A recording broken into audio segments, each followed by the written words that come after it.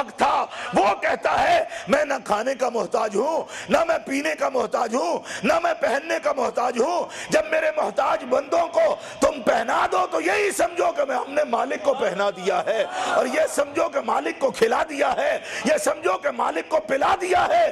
فرمایا قیامت کے دن اللہ سخی سے اور مالک سے اور مخیر سے یہ کہے گا کہ میں پیاسا تھا تو نے مجھے پلایا نہیں، میں بھوکا تھا تو نے مجھے کھلایا نہیں، میں ننگا تھا تو نے مجھے پہنایا نہیں۔ وہ عرض کرے گا مالک تو ننگا کیسے ہو سکتا ہے؟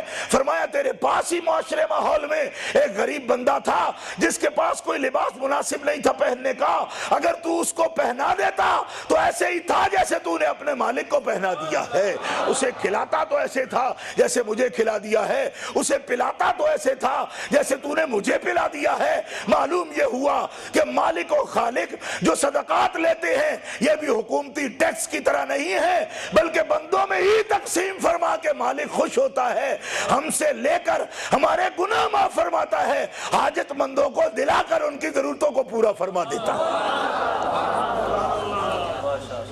کتنا پیارا نظام ہے یہ۔ کوئی صدقات اس طرح کے ضائع نہیں ہیں کہ پتھروں کے سامنے چڑھاوے چڑھا دیے جائیں، ایسا نہیں ہے جی۔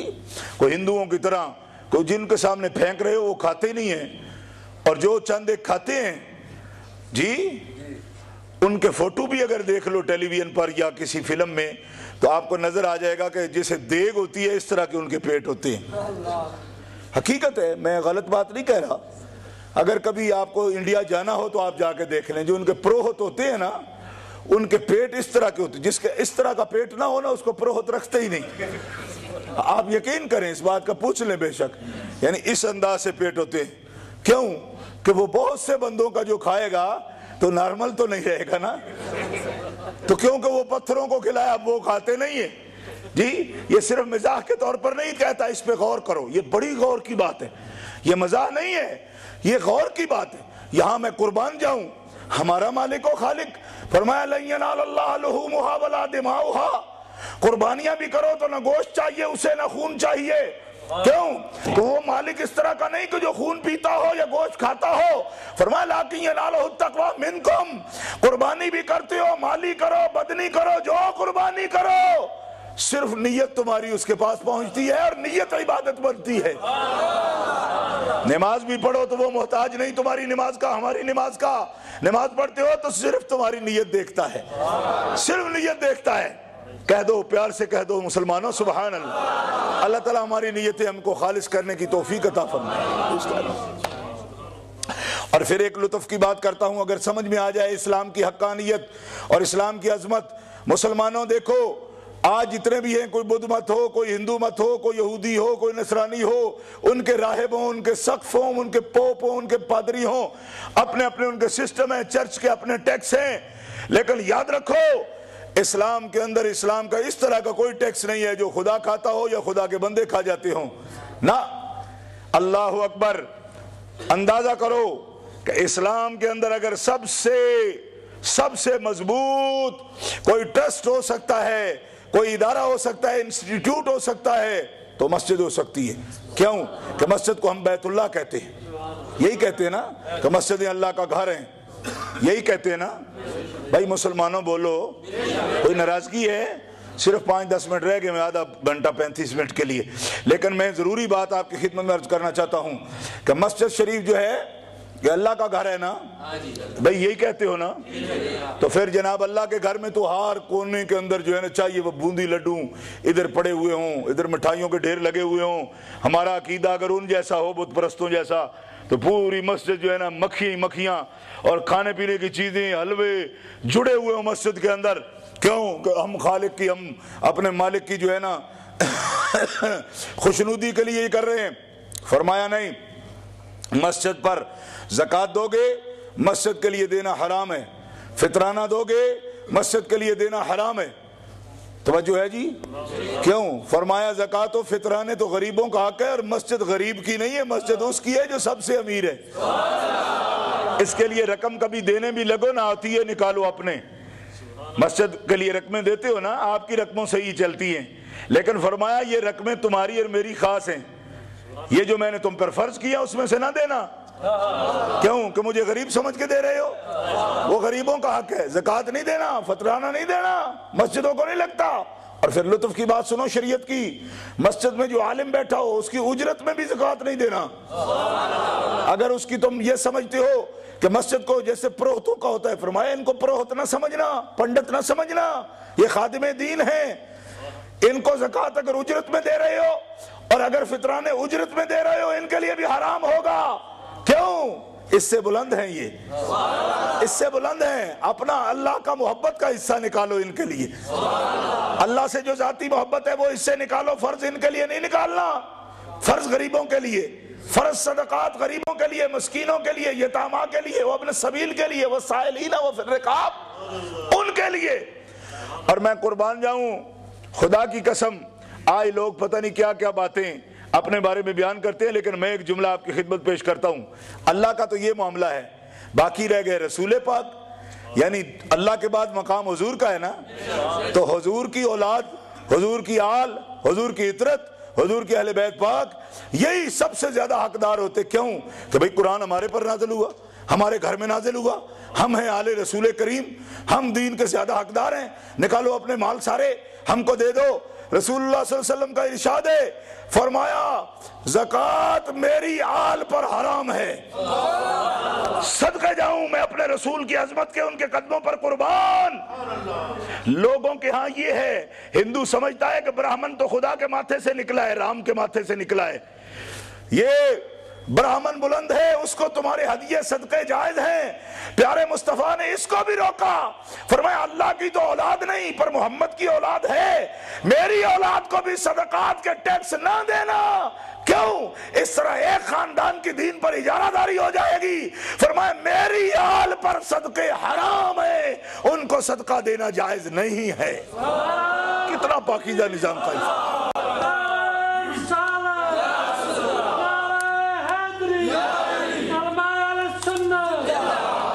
تو سید بھی بھائی بڑے بڑے نیک لوگ تھے نا، اور دین کے خادم تھے جی، ان کے ذہنوں میں شاید یہ بات آ جاتی کہ بھئی ہمیں کیوں محروم کر دیا گیا؟ سید غریب بھی ہو تو اسے صدقہ واجبی نہیں لگتا۔ دوسرے قوم امتی جن کو ہم کہہ دیتے ہیں تو سید بھی امتی ہیں، میرا مطلب ہے دوسروں کو صدقہ لگ جاتے ہیں، سیدوں کو نہیں لگتے، غریب بھی ہوں تب بھی نہیں لگتے۔ اصل میں سرکار نے مناپلی توڑی ہے، غور فرمایا آپ نے؟ مذہبی لوگوں کی جو اجارہ داری تھی پیارے مصطفیٰ نے توڑی۔ فرمایا کل کو یہی ہوں گے تو یہ تو تمہارے سارے صدقات خود آپ لیں گے اور اس پہ قبضہ کر لیں گے، غریب کدھر جائیں گے؟ فرمایا میری اولاد کو صدقے واجبی نہ دینا، غریبوں کو دینا۔ کملی والے آقا میں تیرے قربان جاؤں، کتنی بے نفسی ہے، کتنی بے غرضی کے ساتھ دین پیش کی۔ فرمایا میں تم سے اجرت تو نہیں لے رہا کہ اپنی اولاد کے لیے بھی تمہیں پابند کر جاؤں کہ ان کو صدقے دیتے رہو، میں صدقے جاؤں۔ سیدنا حسن مجتبی بیت المال کے پاس بیٹھے ہوئے تھے سرکار کی خدمت میں، اور 4.5 سال 5 سال عمر تھی اس وقت حضرت امام حسن کی۔ ایک صدقہ کی کھجور اٹھا کے بے خیالی میں اپنے منہ میں ڈال لی، حتیٰ کہ حلق تک پہنچ گئی۔ حلق تک پہنچی تو سرکار کی توجہ مبارک ادھر ہوئی کہ حسن نے صدقہ کی کھجور منہ میں ڈال لی۔ فرمایا کہہ پھینکو اسے، پھینکو۔ حالانکہ ایک کھجور سینہ کیا بنتا؟ فرمایا پھینکو اسے، پھینکو باہر۔ نہیں پھینک سکے، حضرت حسن کی آنکھیں باہر آ رہی ہیں اور نہ تو وہ نگل سکتے ہیں نہ اگل سکتے ہیں، طاقت نہیں ہے۔ حضرت حسن کی آنکھیں ابل آئیں، نبی علیہ السلام نے اپنی انگلی مبارک ڈال کر حلق سے وہ کھینچ کے باہر لائے۔ فرمایا حسن بیٹا تو میری اولاد ہے، ہم آل محمد ہیں، تم آل محمد ہو، اور ہمارے لیے رب نے صدقہ حرام کر دیا ہے۔ انما ہی اوساخ الناس، یہ لوگوں کی میل کچیل ہے، اور آل محمد کو رب نے میل کچیل سے پاک فرما دیا ہے۔ کہنا میں یہ چاہتا ہوں کہ ہمارے صدقات کا نظام دین اسلام کا، اس کو کسی اور کے ساتھ اس کا کمپیریزن نہیں کریں، تقابل نہ کریں۔ یہ بڑا ایک خالص نظام ہے اور بڑا پاک نظام ہے، اور اس کی حکمت بالکل ظاہر و باہر ہے۔ ان میں نہ مساجد کا وہ کردار ہے، نہ حضور کی آل کا وہ کردار ہے کہ جس طرح مال پر ان کو بٹھا دیا جائے اور ان کو مال وصول کرنے پر بٹھا دیا جائے، بلکہ سرکار کا فلسفہ یہ ہے کہ فرمایا جتنے بھی امراء ہیں ان سے لے لو, عمرا سے لے لو اور فقراء میں تقسیم کر دو. کتنا پیارا نظام. فرمایا عاملو جب جاؤ تو جن کو رب نے دیا ہے ان کی ضرورتوں سے زائد. یہ دیکھو نا کتنا پیارا نظام. یہ نہیں فرمایا کہ جس کو کھانے کے لیے دیا ہے, فرمایا کھانے کا جس کے پاس ہے اس سے نہیں لینا, ضرورتوں سے زائد مال جس نے جمع کر رکھا ہے. کتنا پیارا سرمایہ دارانہ نظام میں کوئی حد ہی نہیں ہے. چاہے تو جناب پورا ملک نگل جائے, ایک آدمی کچھ کرتا ہی نہیں, سارا دن ایسے بیٹھا ہے, پوچھے تو کیا کرتا ہے, کہا میں سود کھاتا ہوں, مجھے کام کرنے کی ضرورت ہے, اتنے پرسنٹ میں دیتا ہوں, اتنا مال جمع کرا دیا میں نے, کھا رہا ہوں. سرمایہ دارانہ نظام میں یہ جونکے ہیں, جونکے ہمارے ملک میں کہتے ہیں یہ جونکے چمڑی ہوئی ہے قوم کو. اسی لیے دنیا کے اندر جو ہے نا یہ معاش کا اتنا بڑا فرق ہے, یہ جو معیشت کا فرق ہے نا, یہ فرق سرمایہ دارانہ نظام کا نتیجہ ہے. پیارے مصطفیٰ علیہ السلام نے سرمایہ داروں کو پابند کیا, فرمایا کوئی حد ہوتی ہے, کتنا مال جمع کرتے ہو, مال جمع کتنا کرتے ہو, اگر جمع کرتے ہو شوق ہے تو پھر اسے پاک کرو, اسے پاک کرو. تو عرض کیا گیا پاک کیسے ہوگا, فرمایا غریبوں کے منہ میں ہر سال اگر صدقات واجبہ پہنچتے رہے تو اللہ تمہارے سارے مال کو تمہارے لیے پاک فرما دے گا. کہہ دو نا سبحان اللہ. یہ نظام پیش کیا, لیکن کس سے لیا کہ جو اپنے لیے کھا سکتا ہے, اپنے بچوں کو کھلا سکتا ہے, نہ اس سے نہیں, سارے سال کی ضرورتوں سے زیادہ جس کے پاس مال جمع ہے. تو اب یہ دیکھو نا کتنا صالح نظام قائم فرمایا, کتنا صالح نظام قائم فرمایا. یہ قرآن مقدس کا نظام ہے, یہ مقدس عبادات ہیں. فرمایا عید کے لیے ہماری عیدگاہ میں آؤ گے, آنے سے پہلے صدقہ فطر ادا کرو. تم تو اچھے اچھے کپڑے پہنتے ہو, اچھے اچھے کپڑے اپنے بچوں کے لیے لاتے ہو, نہ ہو تو بڑی محرومی سمجھتے ہو, آنکھوں میں آنسو لے آتے ہو. جیسی مرضی تھی بچے کی ایسا نہیں مل سکا, ایک الجھن ہے. میں تو ویک فیلڈ تک بھی گیا ہوں, ملا نہیں. میں تو جناب شیفیلڈ تک گیا ہوں, وہ جو گمدوں والی مارکیٹ ہے اس میں بھی گیا ہوں جی, وہاں سے بھی نہیں ملا. بڑا افسوس ہے. سوری بیٹا اگلی دفعہ لے دوں گا. انہوں نے کہا خدا کے بندے اتنا سوری کر رہا ہے جیسے بڑا تو نے گناہ کبیرہ کر دیا ہے, اور سوٹ تو اسے لے ہی دیا ہے نا اپنی مارکیٹ سے بھی. کبھی ان بندوں کا بھی خیال کر کہ جن کو تن ڈھانپنے کے لیے بھی جن کے پاس نہیں ہے, تو عید تو وہ بھی کرتے ہیں نا. پیارے مصطفیٰ علیہ السلام عید کے لیے گئے تو کتنا مشہور واقعہ ہے کہ ایک بچہ راستے پہ پڑا تھا, بیٹھا تھا, کچھ نہیں تھا اس کے پاس, سرکار نے اٹھا لیا, اس کا چہرہ صاف کیا, گھر میں اٹھا کے لائے, اور حضرت عائشہ صدیقہ سے فرمایا اس کو تیار کرو, اس کو کپڑے پہناؤ, یہ یتیم ہے. آج کے دن اگر یہ اسے احساس رہے اس کی ضرورتیں پوری نہ ہوں تو محمد عربی جماعت کرائیں گے کیسے, کس طرح کرائیں. میرے آقا اتنے حساس دل ہیں, اتنے کریم ہیں, اتنے رحمت للعالمین ہیں, آپ کی شان ہے. فرمایا میں کس طرح شکرانے کی جماعت کراؤں گا جب یہ بچہ محرومی کے ساتھ بیٹھا ہوگا. اے درد دل رکھنے والے مسلمانوں, محمد عربی کے غلاموں, ہمارے اندر بھی یہ صفت ہونی چاہیے کہ اپنے ملک میں, پاکستان ہو یا کوئی افریقی ملک ہو یا ایسے بنگلہ دیش ہو, انڈیا ہو, کوئی بھی ہو, میرا کہنے کا مقصد یہ ہے کہ ہمیں اپنے ارد گرد نظر کرنی چاہیے. ہم اچھا سے اچھا کھا لیں یہ زندگی نہیں ہے, اچھا سے اچھا پہن لیں یہ زندگی نہیں ہے. زندگی یہ ہے کہ اپنے ارد گرد ماحول میں اسی طرح کے جواد ہونا اور کریم ہونا, دل کے اندر وہ جذبہ پیدا ہونا جو ہمارے آقا صلی اللہ تعالی علیہ وسلم کے اندر جذبہ تھا. ہر مسلمان کے دل میں اگر یہ جذبہ پیدا ہو تو اس کی زندگی خود کی اسی دنیا میں جنت بنے گی, اور اس کے ساتھ ساتھ انشاءاللہ پورا ماحول اسلامی جو ہے اس کو اللہ تعالی جنت نظیر بنا دے گا. محترم حضرات, آج کے حوالے سے یہ گزارشات تھیں. ابھی آپ کی خدمت میں یہ بات عرض کرنا چاہتا ہوں کہ قرآن پاک آئینے زندگی, دستور حیات ایک مستقل تہذیب ہے. اسلام, دین اسلام مکمل تہذیب, مکمل تمدن, مکمل آئین, مکمل دستور. قرآن پاک صرف عبادات کی کتاب نہیں ہے, اس کو نوٹ کرو. قرآن پاک کوئی صرف قصص کی کتاب نہیں ہے, قرآن پاک صرف امثال کی کتاب نہیں ہے, قرآن پاک کو فصاحت و بلاغت کے نرے نمونے نہیں ہیں. بنیادی زندگی, قرآن کا مقصد بنیادی زندگی گزارنے کے طریقے اور ایک انسان کا ظاہر و باطن پاک کرنا. پیار سے ایک مرتبہ کہہ دیں سبحان اللہ. صرف 5 منٹ رہ گئے میرے پاس, اور آپ دیکھ رہے ہیں میں بھی نڈال ہو رہا ہوں, ہے نا, کیونکہ الحمدللہ بیماری ہے مجھے شدید تکلیف میں بھی الحمدللہ الحمدللہ الحمدللہ کہ مکمل روزے بڑے آداب کے ساتھ گزرے اور انتہائی روحانی جو ہے نا خوشی اس بات کی حاصل ہوئی ہے کہ بیماری کے باوجود اللہ تبارک و تعالیٰ نے توفیق بخشی۔ تو ابھی میں جو ہے نا 5 منٹ میں گفتگو ختم کرنے والا ہوں۔ قرآن پاک کے بارے میں آخری جملے میرے، قرآن ایک دستور ہے، قرآن ایک آئین ہے، قرآن رسمی کتاب نہیں، قرآن ان لوگوں کے کتابوں کی طرح نہیں ہے، کن کی طرح جو مرضی یہ سامنے رکھ لو، یہودی ہوں نصرانی ہوں، ان کی زندگیوں میں کتاب نہیں ہے، کتاب نظر ہی نہیں آتی، کتاب نہیں ہے، کتاب ہے بھی نہیں اور کتاب ہے بھی نہیں۔ کیسے؟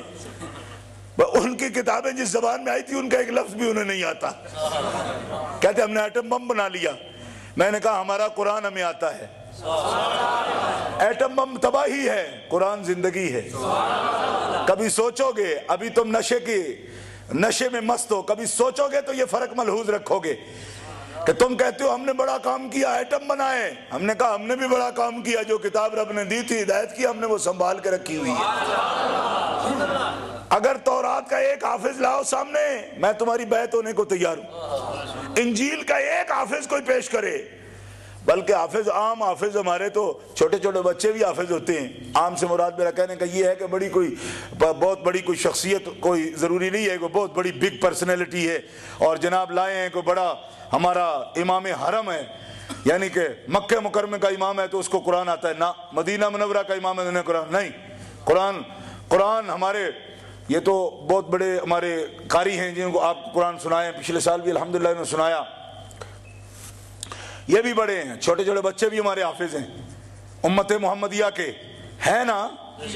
تو میں چیلنج سے کہتا ہوں، ابھی وہ ڈک صاحب جو ان کے پوپ ہیں، اسلام کو انہوں نے کرٹیسائز کیا، باتیں بنائیں، میں کہتا پوپ صاحب میں 10 بستہ آپ سے کہتا ہوں 10 آیتیں اگر انجیل کی زبانی سنا دو میں آپ کو پیر مان لوں گا۔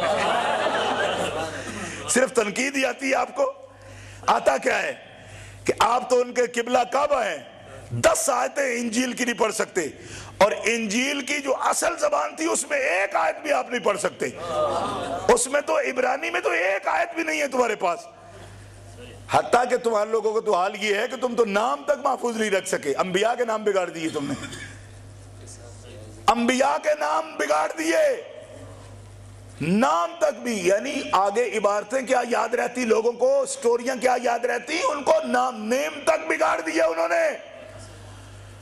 کیا ہے تمہارے پاس؟ اتنی غریب قوم کوئی ہوگی کہ دنیا میں کروڑوں کی تعداد میں ہو اور ایک بندے کو بھی کتاب نہ آتی ہو، ٹرانسلیشن اٹھائے پھرتے ہو، اور میں چیلنج سے کہتا ہوں ٹرانسلیشن کا بھی تم میں کوئی حافظ نہیں ہے، اصل تو اصل رہ گئی، ٹرانسلیشن کا بھی کوئی حافظ نہیں ہے۔ اور امت محمدیہ کے کبھی نظارے دیکھنا لیڈ والو، چھوٹے چھوٹے بچے کھڑے ہوں گے تو پورا قرآن زبانی یاد سنا دیں گے۔ تو جن کے پاس نہ تعلیمات ہیں، نہ انداز ہیں، نہ اطوار ہیں، نہ تہذیب ہے، آج وہ ہم سے تقاضا کر رہے ہیں کہ صاحبو شکل اپنی ٹھیک بناؤ، شکل ٹھیک بناؤ اپنی۔ کیا مطلب؟ یہ تم بڑے فنڈامنٹل قسم کے لوگ داڑیاں اپنی چھوٹی کراؤ، تمہارا کو ہولی ہے یہ کیا سروں پہ ایسے کپڑے باندھ لیتے ہو؟ کیوں باندھتے ہو؟ تو کیا کریں ان کا؟ ٹوپیاں ایسی پہنو ٹیڑھی، ہیٹ پہنو، داڑیاں نہیں ہونی چاہیے، کپڑے تمہارے ایسے نہیں ہونے چاہیے، تم مکس نہیں ہوتے ہو، یہ تم ہندو اور سکھوں سے بھی برے ہو۔ کیوں کہ یہ افریقی سارے مکس ہو جاتے ہیں، جہاں جاتے ہیں فٹ ہو جاتے ہیں ربڑے، اور جناب ہندو ہو جاتے ہیں فٹ ہو جاتے ہیں، سکھ فٹ ہو جاتے ہیں۔ یہ تمہارا کیا ہے؟ داڑھی پر اڑ جاتے ہو، کبھی ٹوپی پر اڑ جاتے ہو، عورتیں تمہاری نقاب پر اڑ جاتی ہیں، برقعے پر اڑ جاتی ہیں۔ ابھی جیک سٹرا صاحب کو بڑی تکلیف ہوئی ہے، میں نے کہا جناب آپ تو کہتے تھے کہ ہم بڑی فریڈم کے قائل ہیں، ابھی اتنی بات پہ اڑ گئے کہ برقع کیوں پہنتی ہیں؟ اللہ کے بندو، میں آپ سے یہ بات کہنا چاہتا ہوں کہ بات برقعے کی نہیں، بات داڑھی کی نہیں، بات لمبے کرتے کی نہیں، بات صرف سر پہ دوپٹہ لینے کی نہیں، بات سر پہ امامہ باندھنے کی نہیں، बात तहजीब मुस्तफ़ा की है, बात तमद्दुन मुस्तफ़ा की है। उस तमद्दुन की बात है जिसकी पहली ईंट प्यारे मुस्तफ़ा ने रखी, उस तहजीब की बात है जिसकी पहली ईंट प्यारे मुस्तफ़ा ने रखी। हमारा दीन हिंदू मत की तरह नहीं, हमारा दीन तौरात और इंजील वालों की तरह नहीं कि आज मैं पूछता हूं तुम बताओ हमारी दाढ़ी तुम्हें अच्छी नहीं लगती, हमारे चेहरे पे निकाब अच्छा नहीं लगता। आज भी तुम्हारे जितने चर्च हैं, सैयदा मरियम की तस्वीर पर अगर कपड़ा न मौजूद हो तो मुझे दिखाओ, और ईसा अलैहिस्सलाम के चेहरे पर कहीं एक जगह भी अगर दाढ़ी न हो तो मुझे दिखाओ। तुम्हारी इंजील खुद तस्लीम करती है कि 1,24,000 पैगंबर के चेहरे पर दाढ़ियां थी। तो फिर मुझे बताओ तुम्हारी इंजील तहजीब को तोड़ चुकी, ईसा अलैहिस्सलाम की तहजीब तोड़ चुकी, लेकिन आज बावजूद गरीब होने के 1426 साल गुजरने के बावजूद प्यारे मोहम्मद अरबी ने जो तहजीब बताई, अरे नमाज रोजे की तो बात ही और है, वो तो फर्ज है। अरे आज भी एक गरीब मुस्लिम भी इस बात का पारा देता है कि फर्ज तो फर्ज रह गया, मैं प्यारे मुस्तफा के बालों की जो कटिंग है मैं उसको भी नहीं छोड़ सकता, कपड़े की जो कटिंग है मैं उसको भी नहीं छोड़ सकता, मैं प्यारे मुस्तफा की तहजीब नहीं छोड़ सकता। मुस्लिम उम्मा की बेटियों को आज फख्र है कि अगरचे ये पर्दा उनके लिए नकाब एक रुकावट है, लेकिन वो फख्र से नकाब ओढ़ती है। क्यों? कि उनके सामने कोई मैडोना और जनाब कोई लेडी डियाना उनके लिए मॉडल नहीं है, रोल मॉडल नहीं है, क्योंकि मुस्लिम उम्मा की बेटियों के सामने आज भी अगर उनको फख्र है तो सैयदा खातून जन्नत पर फख्र है, उनका रोल मॉडल वो हैं।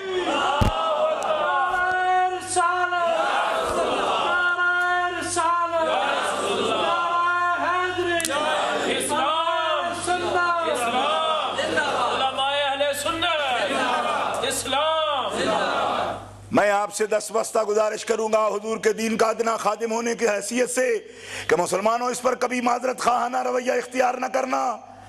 हम कभी भी पाउंड की कीमत पर, दौलत की कीमत पर ईमान नहीं बेच सकते, ये बात याद रखना। इसको फंडामेंटलिज्म मत समझो, ये तहजीब मोहम्मदी है, तहजीब मोहम्मदी है, ये अक़दार मोहम्मदी है। ये क्या आप बोलते हो उसको, वैल्यूज बोलते हो ना। मुस्लिम सोसाइटी की वैल्यूज हमारी अपनी कायम करता नहीं है, ये रीत नहीं है, ट्रेडिशन नहीं है। हमारा ट्रेडिशन, हमारा कल्चर भी वो है जो प्यारे मोहम्मद ने अता फरमा दिया है। इसलिए हमें जीना है, हमें रहना है, तसादुम नहीं करना, लेकिन इस शर्त पर तसादुम नहीं करेंगे कि हम किसी को नहीं छेड़ेंगे, कोई हमारे मामलात में भी मुदाखलत ना करे। हम आपसे नहीं कहते कि आप किस शक्ल के साथ फिरते, आप फिरते रहे, लेकिन आप हमें क्यों कहते हैं? आप किस लिए हमें सबक देते हैं? क्यों? कि अगर आप इस बारे में डायलॉग चाहते हैं, अगर मुबासा चाहते हैं, अगर निगोशिएशन चाहते हैं, हम हर सतह पर करने को तैयार है। हमारे सामने कोई दुनिया का पादरी ये साबित करे कि आसमानी हिदायत पर अगर उनके मुआशरे चल रहे हैं तो हम उनकी मान लेंगे, और अगर हम साबित कर दें कि आसमानी हिदायत आज भी उम्मत मोहम्मदिया के साथ है तो फिर तुम्हें हमारा एहतराम करना चाहिए। गुमराहों का एहतराम करना क्यों जरूरी है? जो भटक गए रास्ते से नबियों को, उनका एहतराम करना जरूरी है। अरे मैं कहता हूं दुनिया की सब तहजीबों को लीड्स की जामे मस्जिद के इस स्टेज पर बैठे हुए उम्मत मोहम्मदिया का एक अदना चौकीदार पूरी दुनिया के मज़ाहिब को चैलेंज करता है कि आज भी पूरी दुनिया में आसमानी हिदायत और खुदा की चाहत पर अगर कोई मिल्लत अपने अकीदे और अमल में जिंदा है तो उम्मत मोहम्मदिया जिंदा है।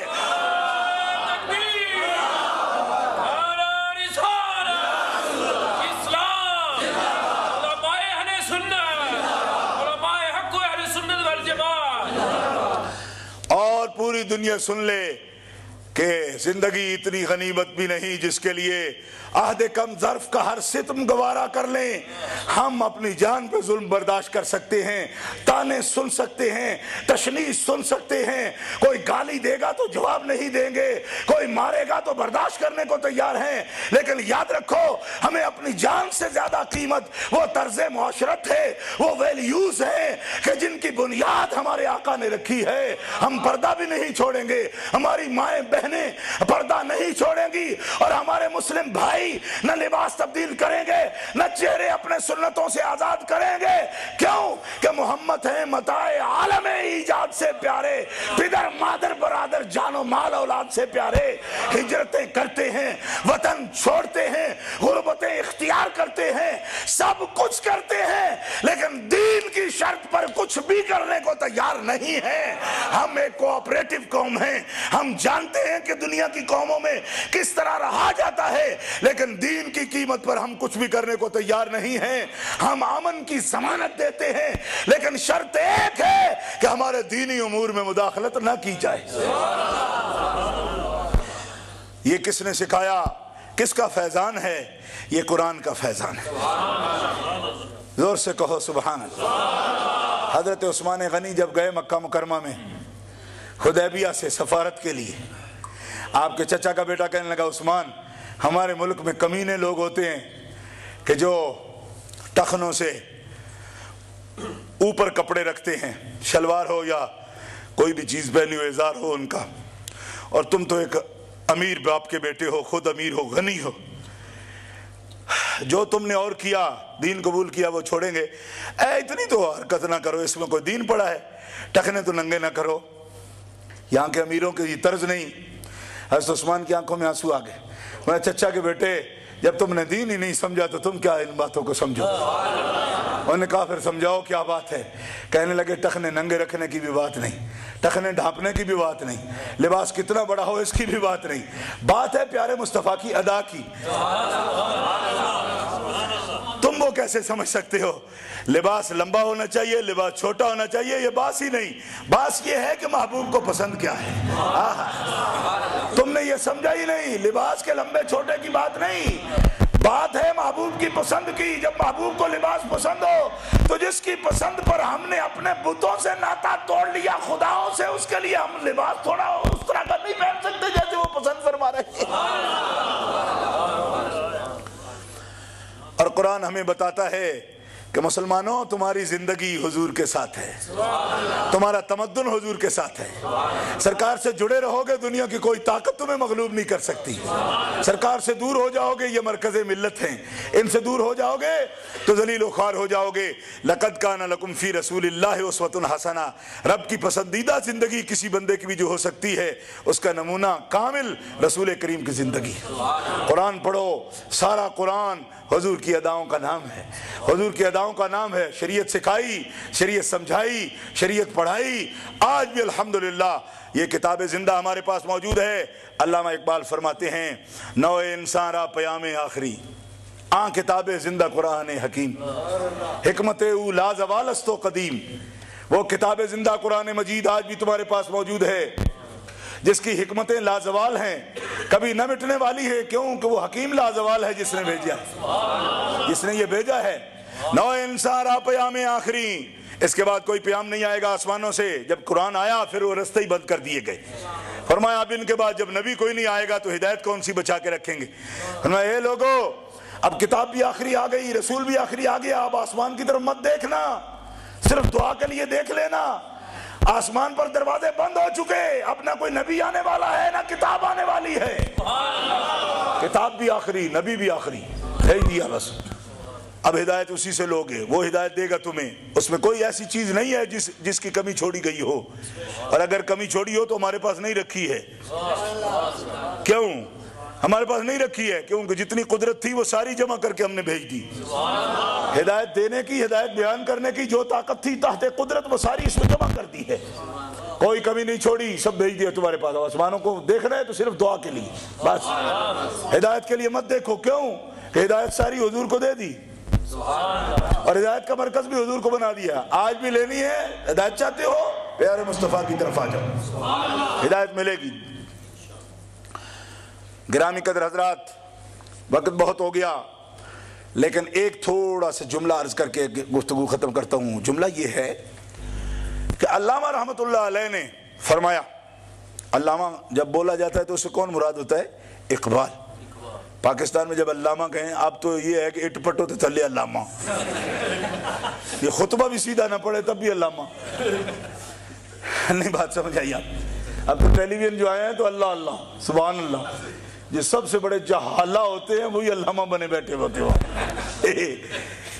لیکن ہمارے ملک میں علامہ اس دور میں اب کوئی لفظ بولے نا علامہ تو مراد ہوتے ہیں اقبال، علامہ سر ڈاکٹر اقبال۔ اور علامہ بھی میں سمجھتا ہوں بڑے اس لحاظ سے سمجھدار آدمی تھے کہ ادھر آئے نا تو اس تہذیب سے متاثر ہو کے نہیں گئے، ادھر پڑھا انہوں نے۔ ہم تو آ کے ابھی بھی آپ لوگ یا ہم لوگ آئے ہیں تو کہاں آکسفورڈ میں گئے یا کیمبرج میں کہاں پڑھائے جی؟ بچے بھی 9ویں سے 10ویں سے بھاگ جاتے ہیں، اکثر سکولوں میں گیا ہوں تو یہی بتاتے، جی سی ایس سی بھی پورا نہیں کرتے۔ ہمارے پاکستانی بچے تو بالکل نہیں پڑھتے، یہی رپورٹ دی مجھے سکول والوں نے، بٹ ڈگری کلاسز تک بہت کم بچے پہنچتے، ریشو کوئی نہیں ان کا، کوئی تناسب نہیں، کم پہنچتے ہیں۔ علامہ اس دور میں بھی آئے ہیں تو پی گئے سارے علم ان کے، فلسفہ سب پڑھا ہے یہاں، یہی انہوں نے فلسفہ بھی ڈاکٹریٹ کیا ہے نا، آپ جانتے ہیں نا۔ لیکن ایک بات انہوں نے کہا میں نے جب بھی دیکھا ان کی تہذیب کو تو متاثر ہونے کے لیے نہیں دیکھا، تنقید کے لیے دیکھا۔ جب بھی ان کو دیکھتا پھر میں اپنے رسول کی تہذیب دیکھتا، مجھے یہ بونے لگتے، وہ قداور لگتے۔ ان کے پاس کیا ہے؟ اخلاقیات کوئی نہیں ہے، کوئی بات نہیں ہے۔ شراب کی رسیا قوم کیا کر سکتی ہے؟ صرف ان کی دنیا کی ترقی مت دیکھیں، دنیا کی ترقی مت دیکھیں۔ کیوں؟ کہ صرف مال سے دنیا نہیں بنتی، صرف مال سے دنیا نہیں رہتی۔ ہاں اللہ تبارک و تعالیٰ نے جو اخلاقیات عطا فرمائے ہیں معاشرہ کے لیے اس کا وجود ضروری ہے۔ صرف مال سے ٹوٹ پھوٹ ہوگی، اقدار ختم ہوں گی، رویے ختم ہوں گے، مشینی دور آئے گا تو اخلاقیات مر جائیں گے، جس کا ثبوت آج کا معاشرہ اور ہمارے لوگ بھی اس سے متاثر ہو رہے ہیں۔ متاثر اور مغلوب ہونے کے لیے اس معاشرہ کو مت دیکھیے۔ علامہ کہتے ہیں خیرہ نہ کر سکا مجھے جلوہ دانش فرنگ، سرما ہے میری آنکھ کا خاک مدینہ و نجف۔ میں نے لندن کی اینک سے اس معاشرے کو نہیں دیکھا، میں نے مدینے کی اینک سے دیکھا ہے۔ میرا زاویہ نظر یہ تھا، اسی سے میں دیکھتا رہا۔ بچا کے لے گئے اپنا آپ، تبھی بچا کے لے گئے۔ جو یہاں کے رنگ میں رنگ گئے تباہ و برباد ہو گئے، نسلوں تک بگاڑ، تشخص ختم، پہچان ہی ختم ہے۔ کیا ہے؟ انگریز بڑے پھرتے ہیں بودڑے، اولادیں بھی خراب ضائع کر لی انہوں نے، اور سمجھتے ہیں جی بڑے کامیاب ہو گئے ہیں۔ وہ کیا کامیاب ہو گئے ہو؟ کیا پہچان ہے تمہاری؟ کیا پہچان ہے؟ کیا تشخص ہے تمہارا؟ کیا پہچان ہے؟ کدھر سے آئے ہو؟ کدھر جانا ہے؟ کوئی دسو تو صحیح۔ کہا ہم کون ہیں؟ میں نے کہا ہم وہ ہیں کہ پہلا بشر آدم علیہ السلام ہے۔ آدم علیہ السلام سے لے کر 1.25 لاکھ انبیاء کی تہذیب ہے، 1.25 لاکھ انبیاء کی تہذیب، اور 1426 سال ہجرہ کے گزر چکے ہیں۔ یہ جملہ اگر سمجھ سکو لیڈ والوں تو سمجھ لینا۔ کائنات کو بنے ہزاروں سال گزر چکے ہیں، لیکن صرف آپ امت محمدیہ پوری دنیا میں وہ لوگ ہو جو پہلے بشر سے لے کر 1.25 لاکھ کامل بشر کی تاریخ ہے، اس پوری ہسٹری کے وارث اگر دنیا میں ہے تو امت محمدیہ۔ اس سے بڑی عالی مرتبت ہسٹری کس کی ہوگی؟ تو ان سے پوچھو آپ کون ہیں؟ بودڑے اپنے نبی کے ساتھ ہو؟ انہوں نے کہا کوئی وجہ نہیں ہے۔ اپنے نبی تمہاری جتنی بھی عزت مآب عفت مآب اس معاشرہ کی ممائیں بہنیں، ہم ان کی بے عزتی کی بات نہیں کرنا چاہتے، لیکن میں پوچھنا چاہتا ہوں کہ بھلے لوگوں تم تو پڑھے لکھے ہو، کہتے ہو ہم لیبارٹریاں چاٹ گئے ساری اور لائبریریاں چاٹ گئے ہیں ساری، ہم کھا گئے ہیں۔ بتاؤ تو سیدہ مریم تمہارے سامنے ہے، کیا صرف ان کے بھی مجسمے لگا کے رکھنے ہیں؟ کیوں لگاتے ہو؟ اگر کوئی سبق بھولے ہوئے نہیں ہو تو مجھے بتاؤ، جس کے مجسمے لگاتے ہو اپنی عورتوں کو ان کے نقش قدم پہ کیوں نہیں چلاتے؟ اس لیے میں کہتا ہوں معاشرے مر گئے۔